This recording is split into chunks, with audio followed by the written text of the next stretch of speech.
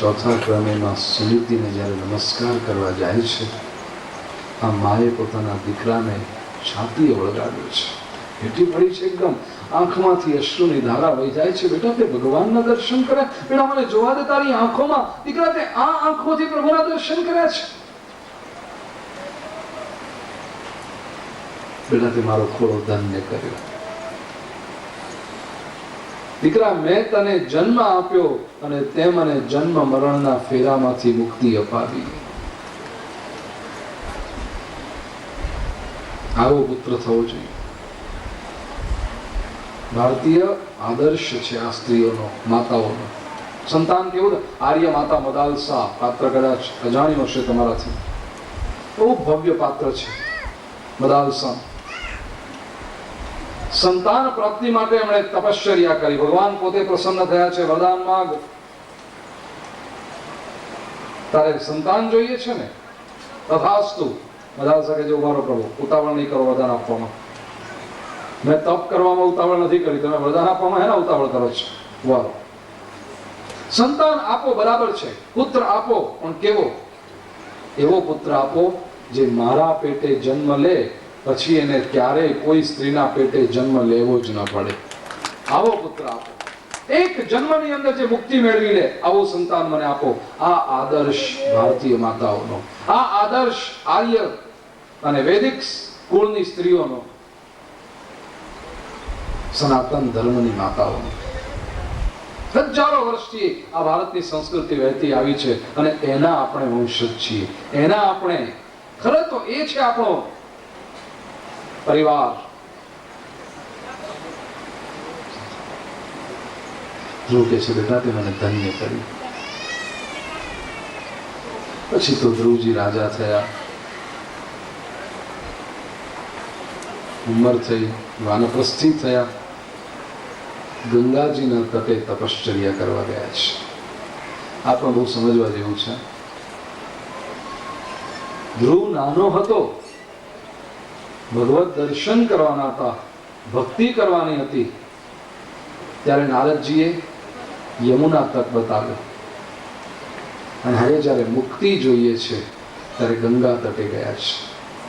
સિદ્ધાંત યમુના ભક્તિવર્ધિની છે, ગંગા મુક્તિદાત્રી છે. યમુનાજી ભક્તિ વધારે છે અને ગંગા મૈયા મુક્તિ આપે છે. આ બે નદીઓએ ભારતની સંસ્કૃતિને ધન્ય કરી દીધી છે, ગંગાજી અને યમુનાજી.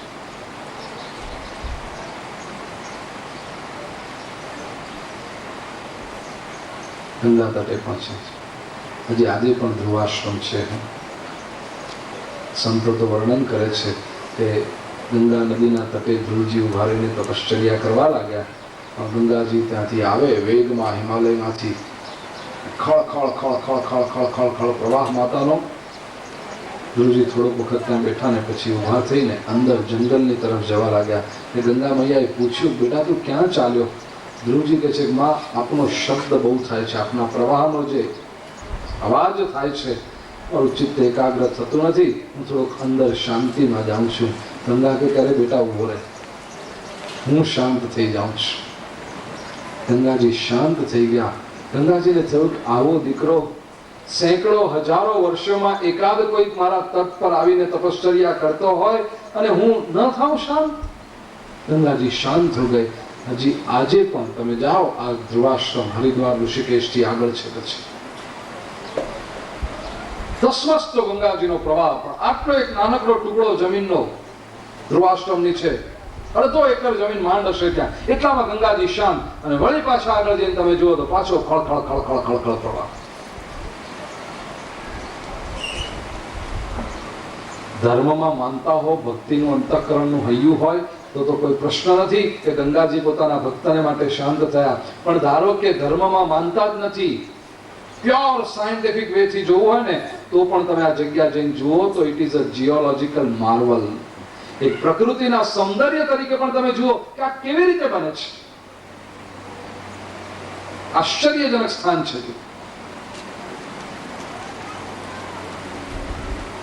ભક્તિનો આ પ્રભાવ છે. સ્વર્ગમાંથી વિમાન આવ્યું છે વૈકુંઠમાંથી. ધ્રુવજી અંદર બિરાજ્યા છે. અડધે રસ્તે જ્યાં વિમાન પહોંચ્યું, ધ્રુવજી પાર્ષદોને પૂછે છે, મારી માં ક્યાં છે? જો માં ન હોય તો મારા વૈકુંઠમાં પણ નથી આવવું. જનની જન્મભૂમિશ્ચ સ્વર્ગાદપિગરીયસ્ય.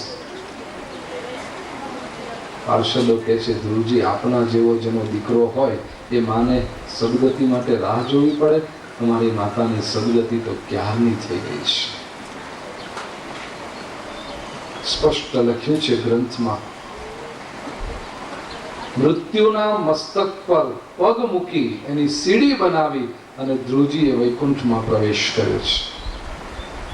સામાન્ય માણસ મૃત્યુથી ડરે, ગભરાય. ધ્રુવની કક્ષાનો ભક્ત મૃત્યુની સીડી બનાવી વૈકુંઠમાં પ્રવેશ કરે. જેને પણ મુક્તિ જોઈએ એના માટે મૃત્યુ તો આવશ્યક છે, કારણ કે આ દેહ હોય ત્યાં સુધી બંધન રહેવાના, અને મુક્તિ જોઈએ તો દેહને છોડવો પડે. અને મૃત્યુ બીજું કશું જ નથી, દેહને છોડવાની પ્રક્રિયા છે. એક રૂમમાંથી બીજા રૂમમાં જવું હોય તો દરવાજામાંથી પસાર થવું પડે. એવી રીતે આ શરીરની મર્યાદાઓને છોડી અને વ્યાપકત્વમાં લીન થવું હોય તો મૃત્યુરૂપી દરવાજામાંથી પસાર થવું પડે. મૃત્યુનો સ્વીકાર આ ધર્મનો આધાર છે. ધ્રુવજીની કથા માણે નરસિંહ એનું વર્ણન કરતા કુએ 71 એને તાર્યા. આવો એકાદ પુત્ર પણ, એકાદ સંતાન પણ જો થાય એની 71 પેઢી તરી જાય છે.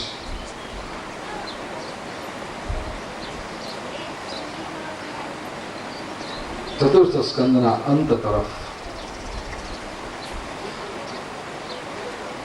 વેન અને પૃથુની કથાઓ છે. વેન અધાર્મિક રાજા હતો. ઋષિઓએ ક્રાંતિ કરી અને પદભ્રષ્ટ કર્યો. પૃથ્વીનું શાસન શરૂ થયું. પૃથ્વીએ બહુ સુંદર રીતે રાજ્ય કરાવ્યું છે. પૃથ્વી જે બીજ ગળી ગઈ હતી એને પાછું મેળવ્યું છે. આદર્શ રાજા છે પૃથુ. ચતુર્થ સ્કંદના અંત તરફ પુરંજન પંચાધ્યાયનું વર્ણન છે. આસક્ત મનવાળા અને સકામ યજ્ઞો કરતા પ્રાચીન બરહી રાજાને નારદ મુનિ ઉપદેશ આપે છે. એમાં આ પુરંજન પંચાધ્યાય આવે છે. બહુ સમજવા જેવો વિષય છે. નારદજી કહે છે, અત્ર તે કથયિષ્યેમો ઇતિહાસં પુરાતનમ પુરંજનસ્ય ચરિતમ નિબોધ ગદતો મમ. પુરંજન પંચાધ્યાય નું વર્ણન નારદજી કરે છે. પુરંજન નામનો એક રાજા હતો. આસિત પુરંજનો નામ રાજા રાજન બૃહચ્છવા. પુરંજન નામનો એક રાજા હતો. એને અવિજ્ઞાત નામનો એક બ્રાહ્મણ મિત્ર હતો. આ બ્રાહ્મણ મિત્ર પોતે પુરંજનને અનેક વાતો કહેતો, પણ પુરંજન સમજી શકતો નહીં. આ પુરંજન એટલે આપણે છે. વ્યાખ્યા કરે છે, પુરમ શરીરમ જનયતિ ઇતિ પુરંજન. આ શરીરને જે બનાવે તે પુરંજન છે. આપણે જે કંઈ છીએ ને તે આપણે જ બનાવેલા છીએ. કોઈ બીજો આપણને બનાવી શકતો નથી, આપણે પોતે જ બનાવે. પ્રત્યેક પરિસ્થિતિ, પ્રત્યેક વ્યક્તિઓ, પ્રત્યેક વસ્તુઓ જે આપણી આજુબાજુ છે એટલા માટે છે કે આપણે એને આપણી તરફ બોલાવ્યા છે. Everything, everybody and every situation is around us because we have drawn them towards us. આપણે જવાબદાર છીએ આપણી જિંદગી માટે. સુખસ્ય દુઃખસ્ય ન કોપી દાતા પરો દદાતિ તિ કુબુદ્ધિ રેશ. સ્વકર્મ સૂત્ર ગ્રથિતો હિ લોકે.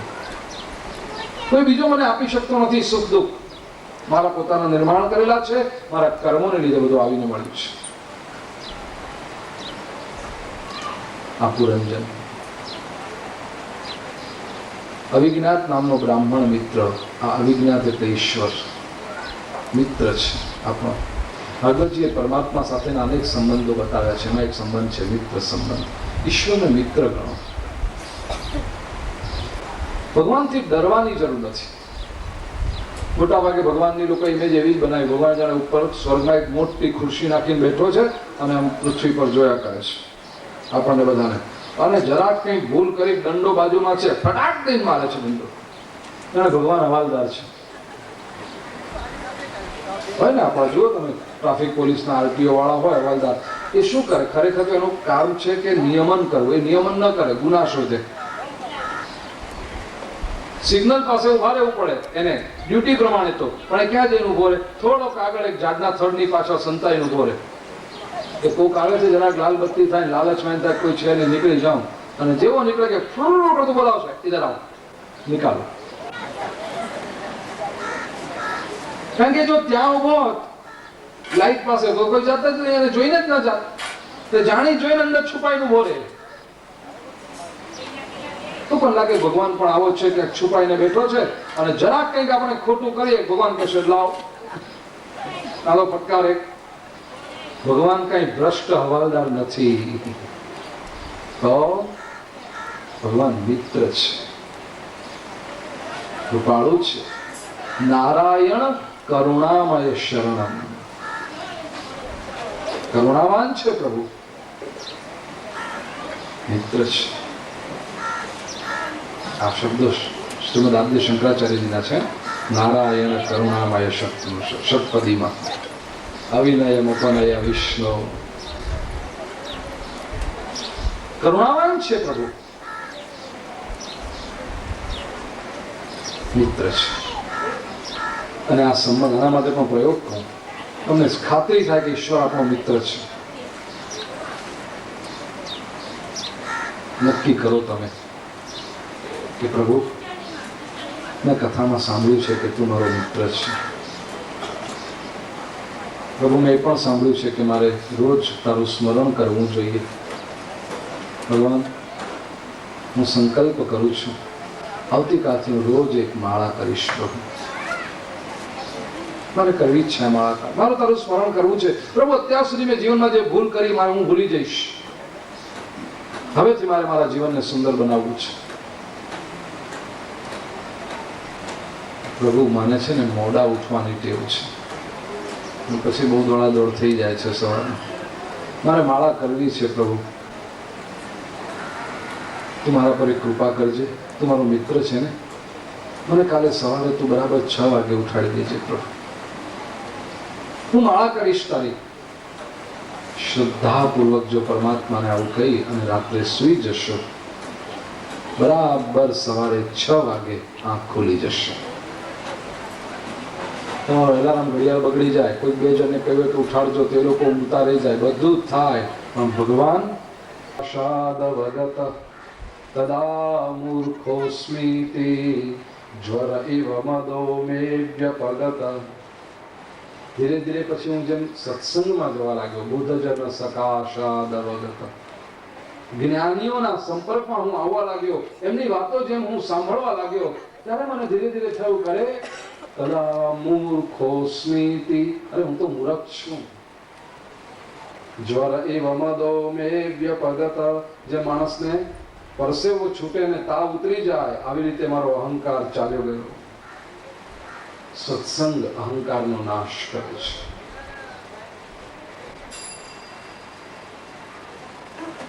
ઋષભદેવજીને 100 પુત્ર થયા છે.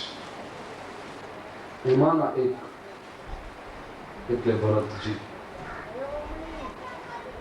ભરતજીએ ઈશ્વરાર્પણ બુદ્ધિથી, શુદ્ધ અંતઃકરણથી રાજ્ય કર્યું છે. અવસ્થા થઈ એટલે વાનપ્રસ્થી થયા.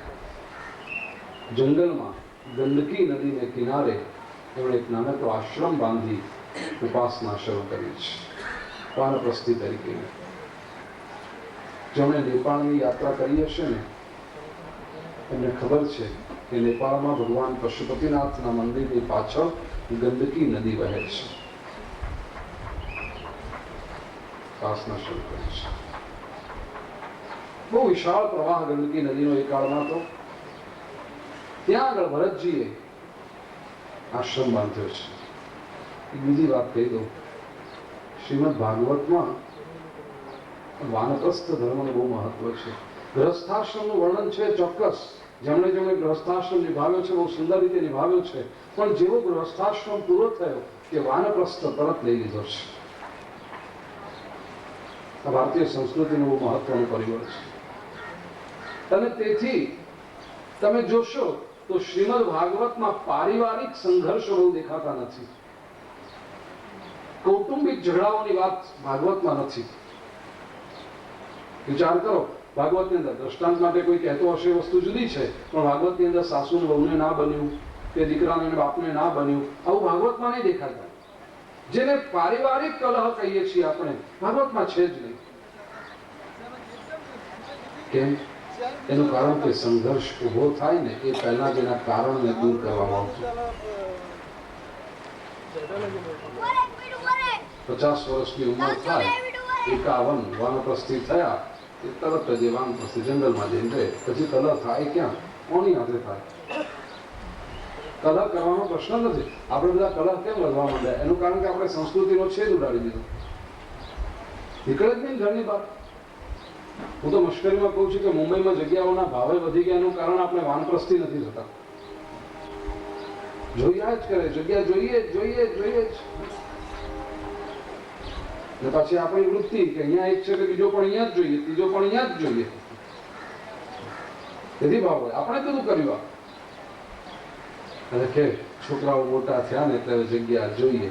પણ શું કામ જગ્યા જોઈએ? છોકરો મોટો છો તમે નીકળો બહાર, આપી દો, ગયો બેટા, દીકરાને બહુ રહો તમે. હવે પણ તો વડીલોને બી રહેવું છે, છોકરાઓને રહેવું છે, છોકરાઓને રહેવું છે. પછી તો જગ્યા ઓછી પડે. નીકળો. કેટલા સરસ આશ્રમો બનાવ્યા છે બધા, તમે જુઓ તો ખરા. હરિદ્વાર, ઋષિકેશ, આવા તીર્થ સ્થાનોમાં હમણાં જઈને આગળ કુંભ મેળામાં કથા હતી, તેથી એટલા ખાલી પડ્યા છે આશ્રમ. મેં પૂછ્યું કે આ કુંભ મેળામાં ઠીક છે લોકો આવે, બાકી પેલાને જગા મિલ જાતી, કોઈ જતું જ નથી. જવું જોઈએ. 6 મહિના અહીંયા, 6 મહિના ત્યાં હરિદ્વાર. હું લખી આપું ચિઠ્ઠીઓ, ચાલો જેને જવું હોય પરિચય છે. અને સારા સારા આશ્રમો, વ્યવસ્થિત, એટલા સુંદર, સ્વચ્છતા, રહેવાની સગવડ સરસ, સેલ્ફ કન્ટેઇન. આવા. અને આશ્રમના મકાનમાંથી બહાર નીકળીને સીધા ગંગાજીમાં સ્નાન કરવા માટે. પાછું કોઈ સરસમાં સરસ સગવડ છે. જોવું તો છે. અને પછી જુઓ 6 મહિના અહીંયા રહો, 6 મહિના ત્યાં રહો, પછી જુઓ ઘરમાં કેવી વેલ્યુ વધી જાય છે. પછી બહુ કેવું સાચવે છે. રિટર્ન ટિકિટ, આપણે રિટર્ન ટિકિટ લઈએ છીએ, પણ આપણે કેવી લઈએ છીએ? મુંબઈ હરિદ્વાર મુંબઈ, આવી રિટર્ન ટિકિટ લઈએ છીએ. ખરેખર રિટર્ન ટિકિટ લો હરિદ્વાર મુંબઈ હરિદ્વાર. આવવાનું. બાબાનો બાબો યાદ આવે, જરા પિન્ટુ યાદ આવી જાય, આવવાનું મહિના માટે અહીંયા આગળ. અને મહિનો 1.5 મહિનો થાય એટલે પછી બેગ લેવાની, સીધી હાથમાં, ચાલો સ્ટેશને મૂકવા આવો છો કે અમે રિક્ષા પકડીને જઈએ. કોઈ જાતનો આધાર રાખવાનો જ નહીં ને. જઈ અને પછી અરે મમ્મી હમણાં 4 દિવસ પછી આપણે પિન્ટુની બર્થડે તમે કરજો, હું ચાલી. એટલું મહત્વ વધશે.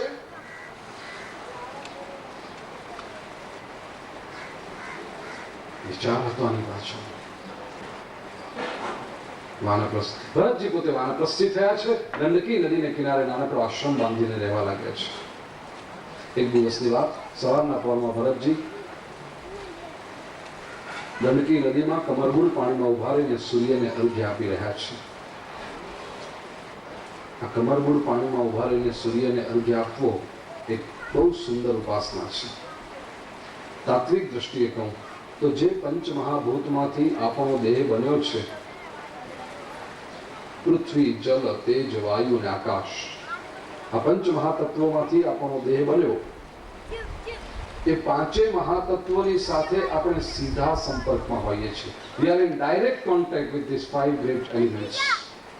જ્યારે આપણે કમરબુડ પાણીમાં ઉભા રહીને સૂર્યને અર્ઘ્ય આપતા હોઈએ, જોઈ લો, કમરબુડ પાણીમાં ઉભા છે એટલે આપણા પગ પૃથ્વી પર છે, પૃથ્વી તત્વ. કમર સુધી પાણી છે, જલ તત્વ. પછી આટલો ભાગ આપણો આકાશમાં છે, આકાશ, પૃથ્વી, જલ, આકાશ. પવન વહી રહ્યો છે એટલે વાયુ તત્વ અને ઉગતા સૂર્યને આપણે અર્ઘ્ય આપીએ છીએ તેજ તત્વ. પૃથ્વી જળ તેજ વાયુ આકાશ પાંચેય મહાતત્વોની એક સાથે શક્તિ મળે જીવન સમૃદ્ધ બને છે. અદભુત પ્રયોગ છે. કમરબૂર પાણીમાં ઉભા રહીને રોજ અર્ઘ્ય આપી શકો તો અતિ ઉત્તમ, પણ એ ન થાય તો કમસે કમ સૂર્યને અર્ઘ્ય આપો. આપણા શાસ્ત્રકારોએ કહ્યું છે અર્ઘ્ય સૂર્યને કરવામાં આવતો નમસ્કાર છે. 5 દેવતાઓની પૂજા નિયમિત રૂપે થવી જોઈએ પરિવારની અંદર. પંચાયતન પૂજા સનાતન ધર્મની સંસ્કૃતિ એવું કહે છે ગણપતિ, શિવ, હરિ એટલે વિષ્ણુ, ભાસ્કર સૂર્ય અને અંબા માતાજી દેવી. ગણપતિ, શિવ, હરિ, ભાસ્કર, અંબા શાંતિ માટે પૂજવા એ પંચદેવ સર્વદા. પંચાયતન પૂજા પ્રત્યેક પરિવારમાં હોવી જોઈએ. ગણેશજીની પૂજા કહેવાની જરૂર જ નથી કે રિદ્ધિ સિદ્ધિના દાતા છે, બુદ્ધિના દેવ છે ગણેશજી. એટલે બુદ્ધિ આવે, રિદ્ધિ સિદ્ધિ આવે એટલું જ નહીં, વિઘ્ન હરતા છે. જીવનમાંથી વિઘ્ન ઓછા થાય ગણેશજીની ઉપાસના કરનાર. શિવ વૈરાગ્યનું પ્રતીક છે. એટલું જ નહીં, શિવે કામને પાળ્યો છે ત્રીજું નેત્ર ખોલીને. જ્યાં સુધી કામ દહન થતું નથી ત્યાં સુધી ભક્તિ સફળ થતી નથી. શિવજીની ઉપાસના અત્યંત આવશ્યક છે. શિવ. હરિ એટલે વિષ્ણુ. વિષ્ણુનું કોઈ પણ સ્વરૂપ જે તમને ઈષ્ટદેવ તરીકે પ્રેમ ઉભો કરતું હોય એ સ્વરૂપને લો. તમે રામચંદ્રજી તરીકે સ્વીકાર કરવા માંગતા હો તો રામ દરબાર લીજી. તમને કૃષ્ણ, વિષ્ણુનો અવતાર જે છે કૃષ્ણ, એ તમને આત્મીય લાગતા હોય તો કૃષ્ણનું સ્વરૂપ પધરાવો. કૃષ્ણના તો અનંત સ્વરૂપો છે, એમાં પણ તમને જે સ્વરૂપ ગમે, બાલકૃષ્ણ ઠાકોરજી તરીકે પધરાવો. તમને રાધા કૃષ્ણ લાગે, રાસેશ્વર કૃષ્ણ લાગે, ઘણા બધા કૃષ્ણના સ્વરૂપો છે. ગોવર્ધનનાથ છે, શ્રીજી બાબાનું સ્વરૂપ છે. જે કૃષ્ણનું જે સ્વરૂપ તમને આત્મીય લાગતું હોય એને પધરાવો. વિષ્ણુ, લક્ષ્મી નારાયણ તરીકે પધરાવી શકો વિષ્ણુ. યોગેશ્વર તરીકે પધરાવી શકો કૃષ્ણ. કૃષ્ણના તો અનેક સ્વરૂપો.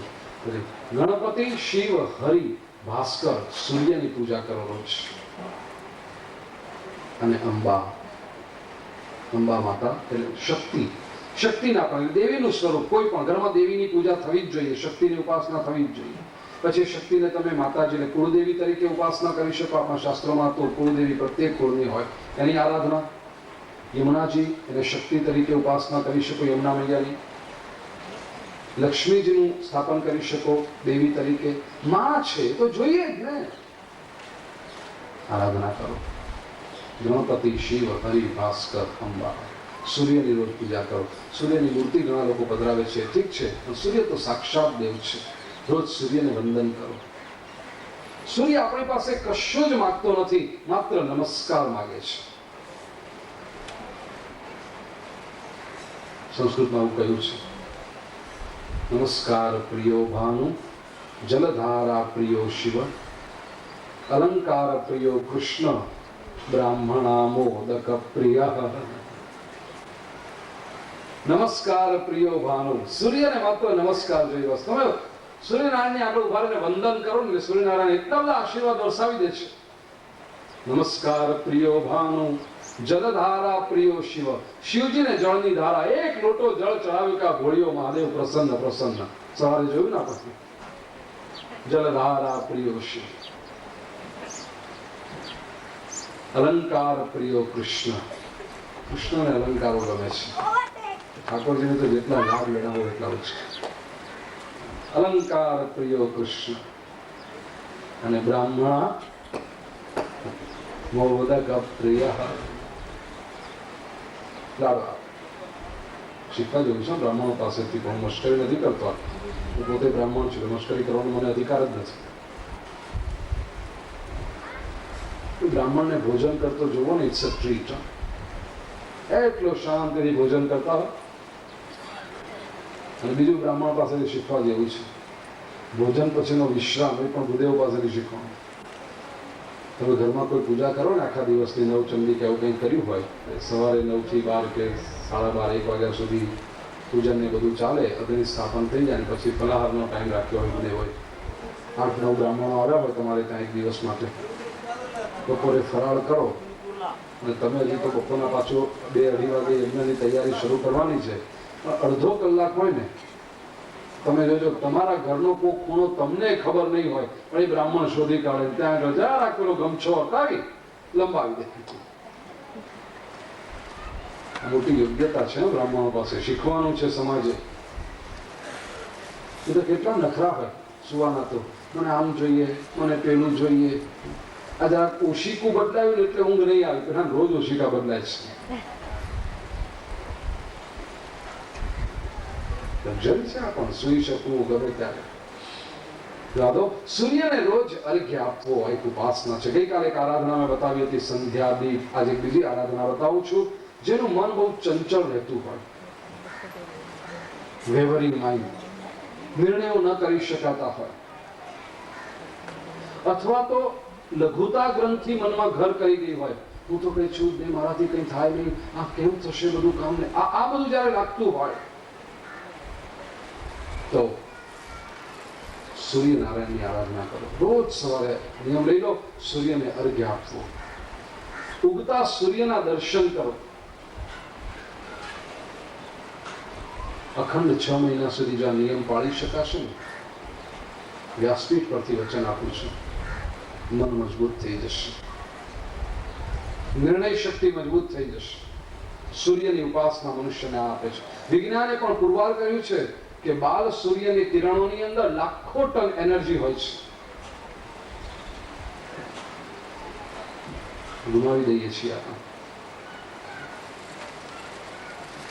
નરસિંહે કહ્યું તું રાત રહે જ્યાં રે પાછલી ખટઘડી, સાધુ પુરુષને સુઈ ન રહેવું. રાત જ્યારે 6 ઘડી બાકી રહે, 1 ઘડી એટલે 24 મિનિટ, 6 ઘડી એટલે 24 6 120 અને 144, લગભગ 2 કલાક ને 24 મિનિટ બાકી હોય સૂર્યોદયને, એટલે 2.5 કલાક પહેલા સમજો કે જો 6:30 વાગે સૂર્યોદય થવાનો હોય તો સવારે 4 વાગે ઉઠી જવું. સાધુ પુરુષને સુઈ ન રહેવું, 4 વાગે ઉઠો. હું જયારે કહું ને પછી કેટલાક લોકોના ચહેરા પર દેખાય તો બધી અમારું ઊંઘવાનું ક્યારે, તો 4 વાગે ઉઠવાનું, કારણ કે એ વખતે જે મીઠી નીંદર આવે છે, સુવાનું રાતના છે. સાધુ ધ્યાન કરો સવારે ઉઠીને, અને પછી જો મન કેટલું મજબૂત બનતું જાય છે. શક્તિ તો એટલી બધી પડી છે આપણી અંદર, આપણે ઉપયોગ કરતા નથી. આપણી હાલત એવી છે કે ખિસ્સામાં હીરો હોય અને દુનિયાની સામે ભીખ માંગતા ફરતા હોઈએ.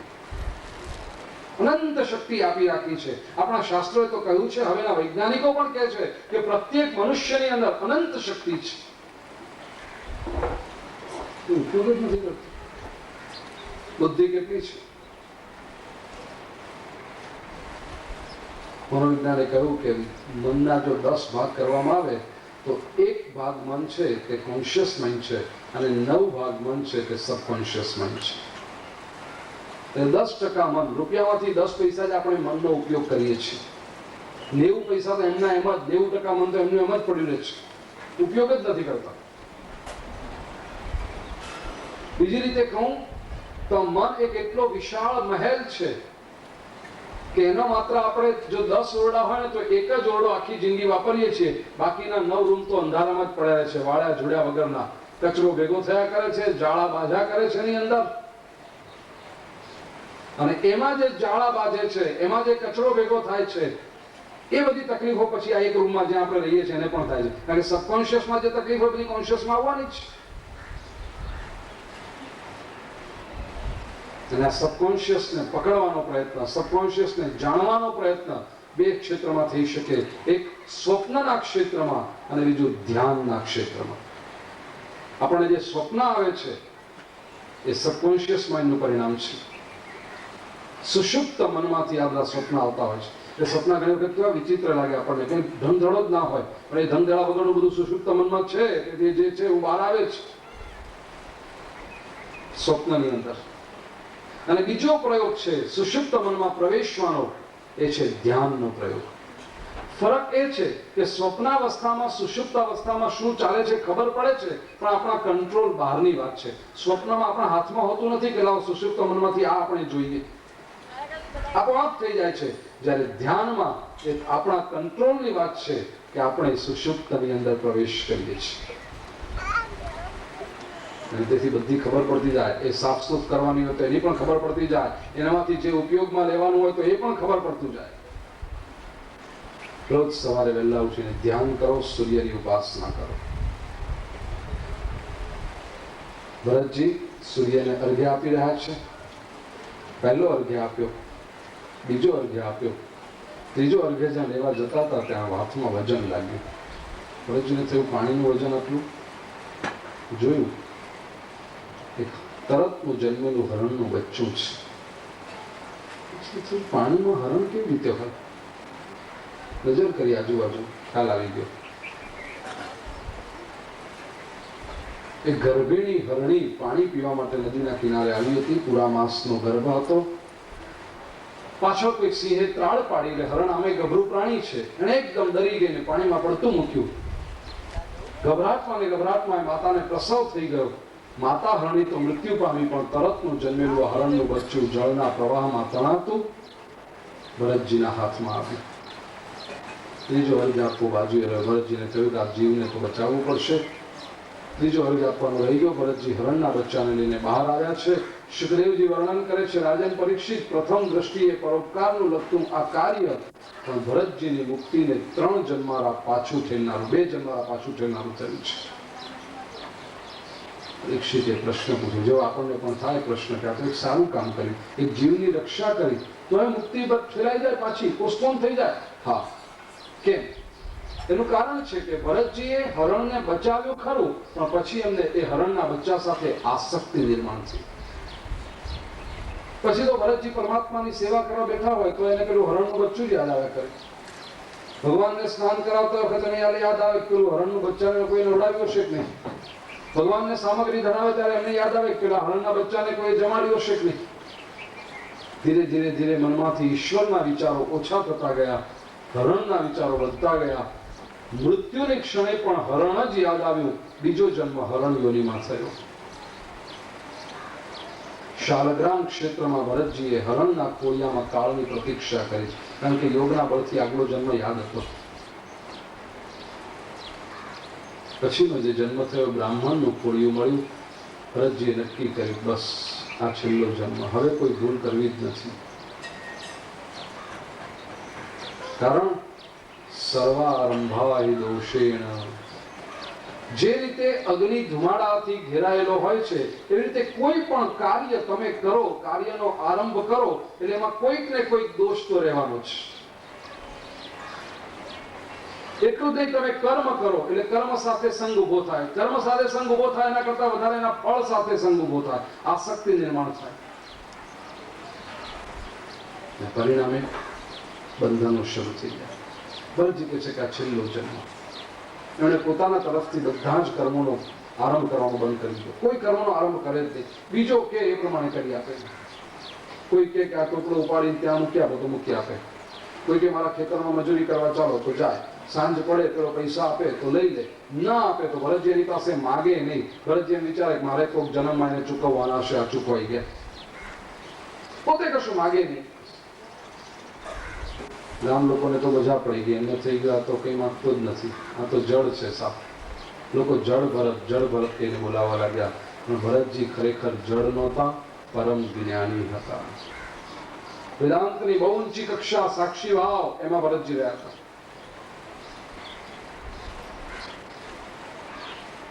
પ્રસંગ બહુ સરસ છે. માતા પિતા હતા ત્યાં સુધી તો ધ્યાન રાખ્યું, ભાઈઓના હવાલે થયા. ભાઈઓએ બહુ ધ્યાન રાખ્યું નહીં. ભરતજી ઉંમરની અવસ્થામાં ફરતા હતા. ભીલ લોકોના હાથમાં આવી ગયા. ભીલ લોકો એમને વધસ્તંભ પર ચડાવતા હતા. ત્યાં પથ્થરની મૂર્તિમાંથી દેવી પ્રગટ થઈને ભરતજી રક્ષા કરે છે. ભરતજીની રક્ષા કરી દેવી.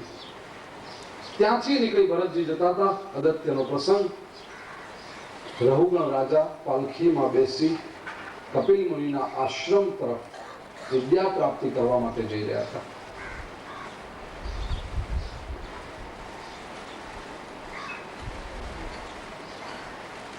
પાલખી 4 વેઠિયા ઉપાડે, એનો એક વેઠિયો કંઈક બીમાર પડ્યો હશે.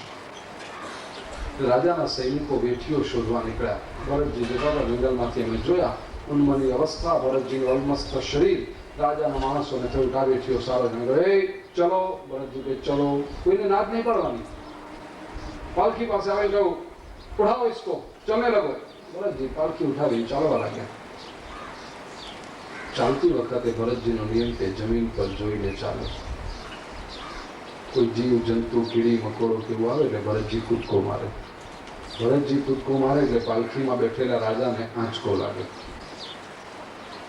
4-5 વખત આવા આંચકા લાગ્યા. રાજાને ક્રોધ આવ્યો છે. હે બેઠ્યા, સીધા ચાલો, કુદાકૂદ કેમ કરો છો? આગલા 3 વેઠિયાઓ કહ્યું, રાજાજી અમે બરાબર ચાલીએ છીએ, આ નવો વેઠિયો આવ્યો છે ને એ કુદાકૂદ કરે છે. ભરતજી કહ્યું, સીધો ચાલ. રાજાએ કહ્યું, સીધો ચાલ. ભરતજી તો જેમ ચાલતા હતા એમાં જ, કંઈ બદલાય નહીં, કારણ કે નીચે જીવ જંતુની હિંસા તો કરાય નહીં. ચાલતા રહે. વળી પાછા 4-5 વખત કૂદકા માર્યા. રાજાને આંચકા લાગ્યા, ક્રોધ આવ્યો છે. રાજાએ પાલખીમાંથી માથું બહાર કાઢીને ભરતજીની સામે જોઈને કહ્યું, કેમ ભાઈ, બહુ દૂરથી તું પાલખી ઉંચકીને આવ્યો અને શરીરે બહુ દુબળો છે એટલે થાકી ગયો હોઈશ નહીં? ભરતજીએ રાજાની આંખમાં આંખ મિલાવીને કહ્યું, તમે 3 વાતો કરી. લાંબુ ચાલ્યો, દુબળું શરીર, થાકી ગયો. આ 3 વાતો મારા દેહને લાગુ પડે છે, મને લાગુ પડતી નથી, કારણ હું તો દેહ નથી, હું તો આત્મા છું. રહુગણ રાજા જે કપિલ મુનિના શિષ્ય હતા, કપિલ મુનિના શિષ્ય એટલે કપિલ મુનિ જે સાંખ્ય શાસ્ત્રના પ્રણેતા. સાંખ્ય શાસ્ત્ર જે આપણે ગઈકાલે જોઈ ગયા કે એમાં પહેલો સિદ્ધાંત કે હું દેહ નથી, હું આત્મા છું. રહુગણ રાજાને થયું કે મારા ગુરુ સાથે હું આ જ્ઞાનની ચર્ચા તો કરું છું, શબ્દોથી તો મને બધી ખબર છે આ વાતની, પણ હજી સુધી હું એ તત્વને સમજી શક્યો નથી. એ તત્વ, એ અનુભવની વાત આ વેઠીઓ આટલી સરળતાથી કહી દે છે. રાજાને થયું કે કોઈ સામાન્ય વેઠીઓ નથી, કોઈ મહાપુરુષ છે, કોઈ અવધૂત છે. રાજા પાલખીમાંથી કૂદી પડ્યો, ભરતજીના પગ પકડીને અમે કહ્યું છે અને ક્ષમા કરો, મારી ભૂલ થઈ ગઈ છે. મને એમ કે તમે કોઈ વેઠિયા છો, હું રહુગણ રાજા, મને એમ કે તમે કોઈ મજૂર છો કે મેં તમારી પાસે પાલખી ઉચકાવી, મારી ભૂલ થઈ ગઈ. ભરતજી કહે છે, ભૂલ થઈ ગઈ નથી, ભૂલ થઈ ગઈ છે. કોણ રાજા, કોણ મજૂર, કોણ અમીર, કોણ ગરીબ, કોણ ઊંચ, કોણ નીચ, આ બધા ફરક શરીરના છે. અને આપણે શરીર નથી, આપણે તો આત્મા છીએ. જેને પણ મુક્તિ જોઈએ છે તો આત્માનું દર્શન કરતો હોય છે. રહુગણ રાજા કહે છે, બરાબર, બસ આ જ વાત, મારે પણ મુક્તિ જ જોઈએ છે, મને તમે મુક્તિનો ઉપાય બતાવો. ભરતજી રહુગણ રાજાને મુક્તિનો ઉપાય બતાવ્યો છે. ભરતાખ્યાન. ભરતજી કહે છે, રહુગણ રાજા, સૌ પ્રથમ એક વાત સમજી લે, દેહ સાથેની આસક્તિ મનુષ્યના બંધનોનું પરિણામ છે. જે ક્ષણે આપણે એમ સમજી લઈએ કે હું આ શરીર છું, એ ક્ષણે બંધન શરૂ થાય છે. આપણે શરીર નથી, આત્મા છીએ. અને એ આત્માના અનુભવને સમજવો જોઈએ. આત્મશતકમ સ્તોત્રમાં શ્રીમદ આદ્ય શંકરાચાર્યજી કહે છે, મનોબુદ્ધિ અહંકાર ચિત્તાની નાહમ ન ચ શ્રોત્ર જિહ્વે ન ચ ઘ્રાણ નેત્રે ન ચ વ્યોમ ભૂમિર ન તેજો ન વાયુ. હું કશું જ નથી, હું મન નથી, હું બુદ્ધિ નથી, હું ઇન્દ્રિયો નથી, હું અહંકાર પણ નથી, હું ચિત્ત પણ નથી. હું મન, બુદ્ધિ, ચિત્ત, અહંકાર, અંતઃકરણ ચતુષ્ટય એ હું નથી, હું ઇન્દ્રિયો નથી. તો હું છું કોણ? ચિદાનંદ રૂપ શિવોહમ શિવોહમ. એ મારું સાચું સ્વરૂપ છે. આ તો ભ્રાંત ધારણાઓ આપણે પકડીને બેઠા કે હું આ, હું તે. આપણે એ છીએ જ.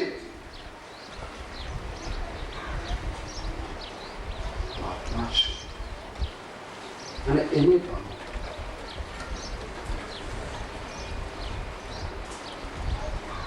બૌદ્ધ ધર્મગ્રંથોમાં એક બહુ સરસ વાત આવે છે, એમાં મિલિંદ પાંહો કરીને એક છે. મિલિંદ પાંહો, મિલિંદ એક બહુ મોટો રાજા થયો. એ મિલિંદના પ્રશ્નો, મિલિંદ પાંહો. અને બૌદ્ધ ધર્મમાં ગૌતમ બુદ્ધ પછી એક બહુ જ જ્ઞાની પંડિત થયા ભિક્ષુ નાગસેન. બહુ જ મોટું નામ એમનું, પંડિત કહેવાતા ભિક્ષુ નાગસેન. ખૂબ કીર્તિમાન. અને આપણામાં જેમ છે કે કોઈ પણ જ્ઞાની વિદ્વાન મહાપુરુષ હોય, આપણી એવી ઈચ્છા હોય કે ભાઈ આપણે ત્યાં પધરામણી કરે, આપણા ઘર પવિત્ર કરે. વર્ષોથી આ દેશની સંસ્કૃતિમાં જોડાયેલી વાત છે કે ભિક્ષુ નાગસેનને બધા લોકો આમંત્રણ આપે. એક વખત મિલિંદ રાજાએ આ ભિક્ષુ નાગસેનને પોતાના મહેલમાં પધારવાનું આમંત્રણ આપ્યું. ભિક્ષુ નાગસેને કહ્યું, મિલિંદ ગયા અને કહ્યું કે આપ મારે ત્યાં પધારજો. ભિક્ષુ નાગસેન કહે છે કે રાજા આવીશ, ઘણી વાત સમજી લે, હું છું નહીં. પ્રશ્ન છે આ શું કહે છે, હું આવીશ પણ હું છું નહીં. કહું જુઓ, આપણે 15 દિવસ પછી જે રવિવાર આવે, રવિવારે સવારે આપ મારે ત્યાં પધારજો. હા હા હું આવીશ પણ હું છું નહીં એટલું કહી દઉં તમે. રાજા કે ઠીક છે. દિવસ જેમ નજીક આવવા માંડ્યો, રાજાએ જાહેરાત કરાવી દીધી બધે કે આજે ભિક્ષુ નાગસેન મહેલ પર આવવાના છે. આખું નગર સ્વાગત કરવા માટે ભેગું થયું છે.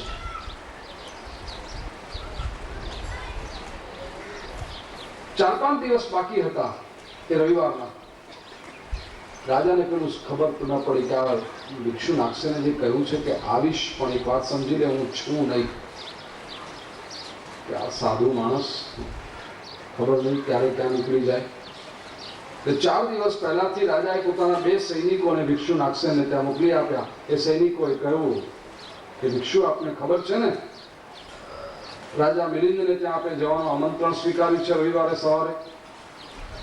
તો કે હા સ્વીકાર્યું છે આમંત્રણ, પણ હું છું નહીં. સૈનિકો ગભરાયા કે આ તો છું નહીં કહે છે અને રાજા એમને મોકલ્યા છે ખાસ, તો પાછા નહીં લઈ જઈએ તો રાજા એ કરશે. 2 માંથી એક જણ પાછો જઈને મિલિંદને કહે છે કે રાજાજી તો એમ કહે છે કે હું છું નહીં. રાજાએ કોઈ બીજા 4 જણને લઈ જાઓ, એને ક્યાંય જવા નહીં દો, એની આજુબાજુ ફર્યા કરો. બીજા 4 સૈનિકો આવ્યા ને ભિક્ષુ નાગસેનની આજુબાજુ ફર્યા કરે. નાગસેન પૂછે કે કેમ મારી આજુબાજુ ફરો છો? તો કે અમને રાજા મિલિંદે કહ્યું છે આપ એમના મહેલ પર આવવાના છો રવિવારે સવારે, આપની રક્ષા માટે અમને મોકલ્યા છે, આપ પધારશો ને? હા હા પણ હું છું નહીં. રવિવારનો દિવસ સુધ્યો. સવારના પરમાં રાજાએ રથ મોકલી આપ્યો છે. રથની સાથે પાછા 10-12 સૈનિકો એ ઉતરીને ક્યાંક જતા ના રહે વચ્ચે પેલા નાગસેન. ત્યાં સૈનિકોએ આવીને ત્યાં પ્રધાનજી પણ હતા સ્વામંત્રણ એ કરવા માટે, ચાલો ભિક્ષુ નાગસેનનો રથ આવ્યો છે, આપ બિરાજો, લોકો રાહ જોઈ રહ્યા છે. એટલે ચાલો હું છું નહીં. ચાલો અને હું છું નહીં. રથમાં બેઠા, આવ્યા નગરની અંદર, સ્વાગત થયું છે. મહેલની પાસે જઈને રથ ઉભો રહ્યો, પુષ્પવૃષ્ટિ થઈ. ભિક્ષુ નાગસેન રથમાંથી નીચે ઉતર્યા. રાજા મિલિંદે દંડવત પ્રણામ કરીને કહ્યું, ધન્ય થયો હું, આપના જેવો વિદ્વાન મારે આંગણે આજે આવે છે. ખૂબ કૃપા કરી આપે મારા પર, આપ અહીંયા પધાર્યા, ખૂબ સારું કર્યું. ભિક્ષુ નાગસેન કે બધું ઠીક છે પણ હું છું નહીં. મિલિંદ કહે છે બાપજી હવે દયા કરો. 15 દિવસથી આ હું છું નહીં આપ જે બોલો છો હું સમજી શકતો નથી. અને મારી એટલી બધી ચિંતા વધી ગઈ, તમે ખરેખર મને ત્યાં બધું તમે આવશો જ નહીં. તમે આવીને ઉભા રહ્યા અને હજી તમે કહો છો કે હું છું નહીં. કે સહી વાત છે, મેં હું નહીં. કઈ રીતે? ભિક્ષુ નાગસેન કે છે કે રાજા એ સમજવાનો પ્રયાસ કર. તું જે આ પુષ્પોની માળા પહેરાવી રહ્યો છે, તું જે પુષ્પવૃષ્ટિ કરી રહ્યો છે, આ હું નથી. ભિક્ષુ નાગસેને પેલા મિલિંદ કહે છે કે હું જોઈ રહ્યો છું, આ તમે મારી સામે છો ને તમે નથી. નહીં, ये मैं नहीं हूं, तो मैं कुछ और हूं, मैं कहीं और पर हूं. મિલિંદ કહે છે મને આ કંઈ સમજાતું નથી. ભિક્ષુ નાગસેન કહે છે તને ઉદાહરણથી સમજાવું, આ શું છે? જેમાં બેસીને હું આવ્યો હતો. મિલિંદ કે છે આ રથ છે જેમાં પધાર્યા છો. આ રથ છે આખો? હા, ઠીક છે. ભિક્ષુ નાગસેન ગયા અને રથના પૈડાને બતાવીને પૂછ્યું આ શું છે? તો કે પૈડા છે. રથ નહીં ને? તો કે નહીં. પૈડા 4 કાઢીને મૂક્યા બાજુએ. પછી પેલો જે છત્રી તેને આ શું છે? તો કે છત્રી છે. હટાવો ઉસકો. હટાવી. બેઠક હતી ને બધા આ શું છે? તો કે આ રથ પર બેસવાની બેઠક છે. રથ આવો. ઘોડા જોડ્યા હતા, 4 ઘોડા હતા. આ શું છે? તો કે ઘોડાઓ છે. હટાવો. રથ નથી ને? કે નહીં, રથ નથી, આ તો ઘોડાઓ છે. હટાવો. પાટિયા એક એક કાઢી છૂટા કરી નાખ્યા. બધું વિસર્જન. રથ છૂટો એકદમ. અને ભિક્ષુ નાગસેને પૂછી બોલ રાજા, રથ ક્યાં ગયો? મિલિંદ કે છે કે તમે બધું તોડી નાખ્યો.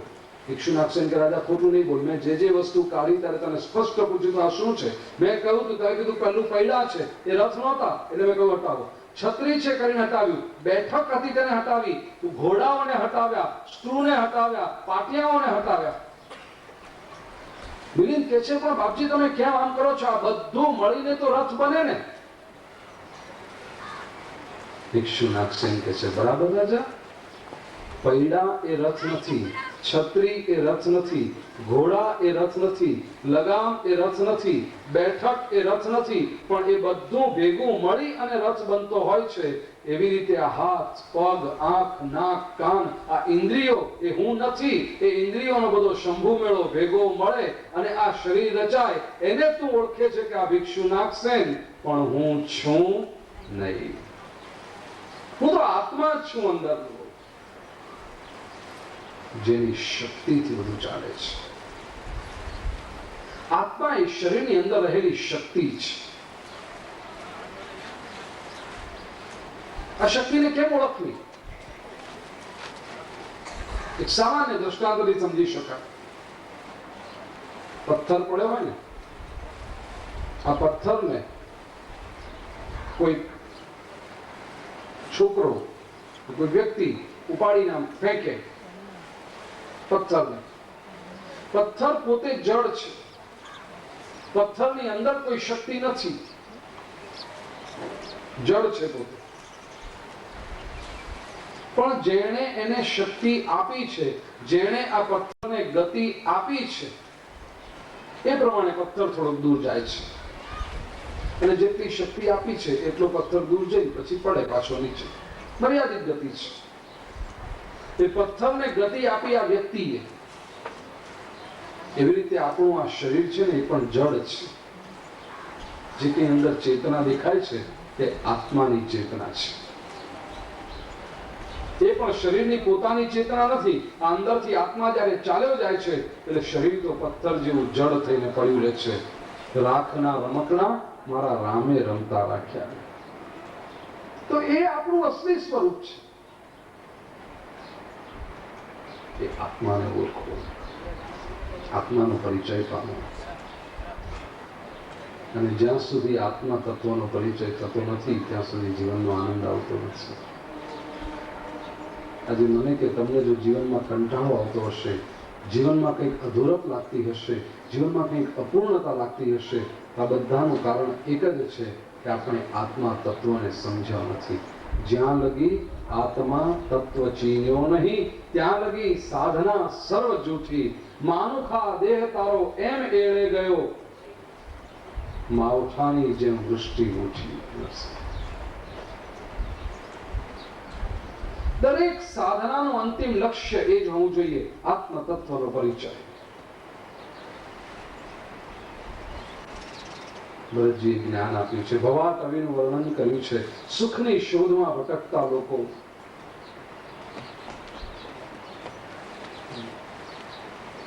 પાંચમા સ્કંદના અંતમાં 28 પ્રકારના નરકો વર્ણવ્યા છે. શું ભયંકર વર્ણન છે નરકો.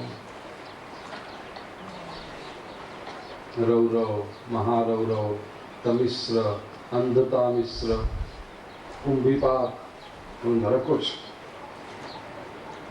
કેવી સજા થાય છે એ પણ લખ્યું છે, અને કયા પાપ કર્યા હોય તો કયા નરકમાં જઈને કઈ સજા ભોગવવી પડે એ પણ લખ્યું છે. આપણે જે બધું સાંભળીએ છીએ ને ઘણી વખત એવું બધું વર્ણન છે. થોડુંક સાંભળવું હોય તો ખરું વર્ણન. જે વ્યક્તિ પોતાના પરિવારને સુખી કરવા માટે આખા સમાજને હેરાન કરે છે એ વ્યક્તિ રૌરવ નરકમાં જાય છે, અને સમાજના જે લોકોને એને હેરાન કર્યા હતા એ લોકો રૂરુ નામના પ્રાણી બની અને આને પરેશાન કરે છે, કરડે છે ને રૂરુ નામના પ્રાણી બની. રૌરવ વાળો તો એ ઠીક હતો કે પરિવારને રાજી કરવા માટે સમાજને હેરાન કરતો હતો, પણ કેટલાક લોકો એવા હોય કે માત્ર પોતાની સુખ માટે, પોતાના સ્વાર્થ માટે સમાજને તો હેરાન કરે, પરિવારને પણ હેરાન કરે છે. આવા લોકો મહારૌરવ નામના નરકમાં જાય છે. જે વ્યક્તિ પોતાનું પેટ ભરવા માટે બીજા પ્રાણીઓની હિંસા કરે છે એ કુંભીપાક નામના નરકમાં જાય છે, અને ત્યાં આગળ યમદૂતો એને ઉકળતા તેલના કડાની અંદર નાખીને તળે છે. ખબર પડે કે પેલા પશુને કેવી વેદના થઈ હશે જ્યારે ત્યાં એને એ કરી.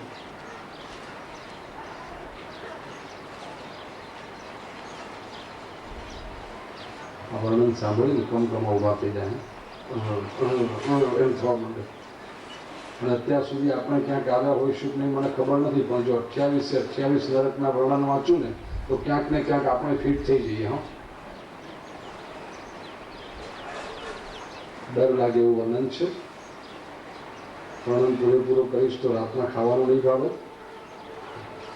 અને રાતના પાછા ઊંઘમાં ઉઠશો એકદમ ઝપકીને, ઓ બાપરે બચાવો, ઓ બાપરે બચાવો. જવા દો.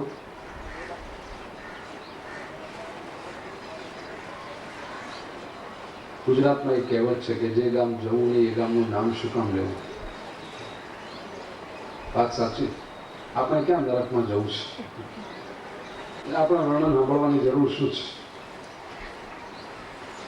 વેકેશનમાં કોઈ હિલ સ્ટેશનમાં ફરવા જવું હોય, ધારો કે નૈનીતાલ ફરવા જવું, તો 10 જણને પૂછે કે નૈનીતાલ કેમ જવાય, શું જવાય, કઈ હોટલ સારી, કેટલા દિવસ રહીએ, ત્યાં શું કરીએ. તો નૈનીતાલ જવું જ નથી તો પછી પૂછવાનો કઈ મતલબ છે?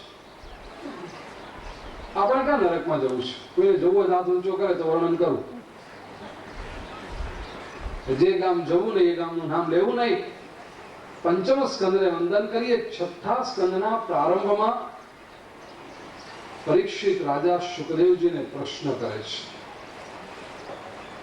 ગુરુજી તમે જે આ 28 પ્રકારના નરકો વર્ણવ્યા એ નરકમાં જવું ન પડે માટે શું કરવું?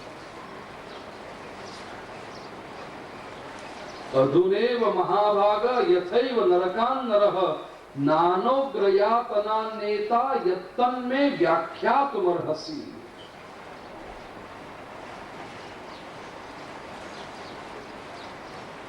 બહુ મહત્વનું છે. શુકદેવજી જે 28 પ્રકારના નરકોનું આપે વર્ણન કર્યું એ નરકમાં જવું ન પડે માટે શું કરવું? બહુ કામનો પ્રશ્ન છે. છઠ્ઠા સ્કંદનું નામ જ છે પુષ્ટિ લીલા, પોષણ લીલા. પુષ્ટિ શબ્દનો અર્થ થાય અનુગ્રહ, પુષ્ટિ શબ્દનો અર્થ થાય કૃપા. ઈશ્વર આપણા પર અનુગ્રહ જ કરે છે, ઈશ્વર આપણા પર સતત નિરંતર કૃપા જ કરતો રહે છે. જીવે ગમે તેટલી ભૂલ કરી હશે, પણ એક વખત જો પરમાત્માના શરણે જાય તો પરમાત્મા એના ઉપર કૃપા જ કરે છે. પરીક્ષિતે જયારે પ્રશ્ન કર્યો કે નરકમાં જવું ન પડે માટે શું કરવું, શુકદેવજીએ તરત કહ્યું, રાજન પશ્ચાતાપ આ એક માર્ગ છે. પસ્તાવો થવો જોઈએ વ્યક્તિને. ભૂલ થઈ તો થઈ ગઈ, પણ વ્યક્તિ એક વખત નક્કી કરી લે કે હવે ફરીથી આ ભૂલ હું નહીં કરું. ઈશ્વરની ભૂલને માફ કરે છે. પસ્તાવો થવો જોઈએ. પરીક્ષિત કહે છે, બાપજી અમને પસ્તાવો તો થાય છે, પણ અમારો પસ્તાવો બહુ લાંબો ટકતો નથી. અમારો પસ્તાવો કેવો હોય છે? કુંજર શૌચવત. ભગવતજીનો શબ્દ છે કુંજર શૌચવત, હાથીના સ્નાન જેવો. હાથીને પાણી બહુ ગમે. જંગલના સરોવરની અંદર હાથી પડ્યો હોય, 4-5 કલાક સુધી પાણીમાં પડ્યો રહે, એકદમ ચોખ્ખો થઈ જાય ને 5 કલાક પાણીમાં પડ્યો રહે, અને પછી કિનારા પર જેવો આવે તે તરત જ ધૂળમાં આળોટે. આ 5 કલાક નાયેલું નકામું ગયું બધું. પરીક્ષિત કહે છે, બાપજી આવી રીતે અમે પણ સત્સંગમાં હોઈએ, કોઈ સારા ગ્રંથનું અધ્યયન કરતા હોઈએ, કોઈ વિદ્વાન મહાપુરુષની સંગતમાં હોઈએ, ત્યારે તો અમને એમ થઈ જાય કે અરે આપણે શું કરીએ છીએ, આપણે આવું જીવન જીવીએ છીએ, બદલી નાખવું છે જીવનને, બસ આવતીકાલથી જ આમ કરી દેવું છે. બધા બહુ નિર્ણયો લઈએ છીએ. પછી જેવું સત્સંગ પૂરો થાય, ગ્રંથ બંધ થાય કે વિદ્વાન મહાપુરુષ અમારી વચ્ચેથી વિદાય લે, એટલે વહી રફતાર બેઢંગી જો પહેલે થી વો અભી હૈ. અમે એવા ને એવા પાછા થઈ જઈએ છીએ. અમારો એ પ્રસ્તાવ બહુ ટકતો નથી. તો બીજો કોઈ ઉપાય છે? સુખદેવજી કે છે ખા છે, અને તે છે વિમર્શનમ જ્ઞાન. પસ્તાવો એક બહુ અદભુત વસ્તુ છે, એમાં કોઈ શંકા નહીં. હંમેશા કહું, હા પસ્તાવો વિપુલ ઝરણું સ્વર્ગથી ઉતર્યું છે, પાપી એમાં ડૂબકી દઈને પુણ્યશાળી બને છે. સુરસિંહજી તખ્તસિંહજી ગોહિલ કલાપી. હું બોલું ને તો કદી જોતો હું, દરેક કથામાં આવું થાય કે 10, 12, 15 જણ એવા હોય કે જે સાથે બોલવા માંડે, હા પસ્તાવો વિપુલ ઝરણું સ્વર્ગથી ઉતર્યું છે. એ બધું યાદ આવી જાય ને. કેવા હતા, નિશાળમાં હતા, તે ભણતા હતા, ગોખી નાખેલું. વિચાર વિસ્તાર કરો, હા પસ્તાવો વિપુલ ઝરણું. ગોખેલું કે આ પંક્તિ લાઠીના કવિ સુરસિંહજી તખ્તસિંહજી ગોહિલ કલાપીએ લખેલી છે. એમાં કવિ એવું કહેવા માંગે છે કે મનુષ્ય ગમે તેવા ખોટા કર્મો કર્યા હોય, પણ એક વખત હૃદયપૂર્વકનો જો પસ્તાવો કરે તો એ મનુષ્ય પવિત્ર થઈ જાય છે, પછી એ ફરીથી જીવનમાં પાપ કરતો નથી. કેવું યાદ આવી જાય. બહુ આનંદ થાય જ્યારે મારી સાથે આ લોકો બોલતા હોય ત્યારે. અને જે યુવાનો બેઠા હોય, ખાસ કરીને યંગસ્ટર્સ, નવી પેઢી જોઈ રહ્યા હોય, એમને લાગે કાંક શાયરી બોલે છે, કે એમને ગુજરાતી આવડે નહીં. ભાગ્યશાળી જીવો બધા.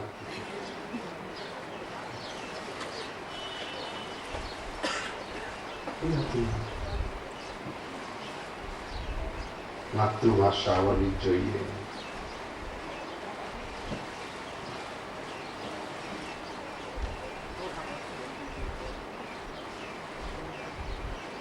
બ્રિટિશોને જે કારકુનો જોઈતા હતા પોતાનું રાજ્ય ચલાવવા માટે, ઇતિહાસમાં ભણ્યા હતા આપણે,